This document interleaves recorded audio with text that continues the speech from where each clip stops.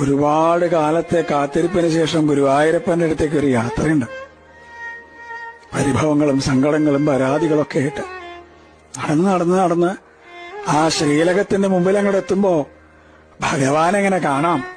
ശംഖും ചക്രവും ഗതയും പങ്കജവുമായിട്ട് ചക്രവർത്തി ഭാവത്തിലുള്ള ഭഗവാന്റെ രൂപം അതങ്ങോട്ട് കാണുമ്പോ കണ്ണ് നിറഞ്ഞൊഴുകും, തൊണ്ടയിടറും, എല്ലാം മറന്നുപോവും, പരിഭവങ്ങളും സങ്കടങ്ങളൊക്കെ.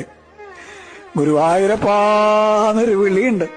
ആ സമയത്ത് ശ്രീലകത്തുനിന്നൊരു നോട്ടമുണ്ട്, കാരുണ്യത്തിന്റെ കടലായ കണ്ണന്റെ നോട്ടം. ഞാൻ ഇല്ലേ കൂടെ എന്ന് പറഞ്ഞിട്ട് ആ കണ്ണനെ ഹൃദയത്തിലേക്ക് നിറയ്ക്കുമ്പോഴേക്കും ദ്വാരപാലകർ നമ്മളെ നിൽക്കിണ്ടാവും. പക്ഷെ ആ കാരുണ്യം നിറഞ്ഞൊരു നോട്ടല്ലേ, അത് മതി നമ്മളെ പരമാനന്ദത്തിൽ ആറാടിക്കാൻ.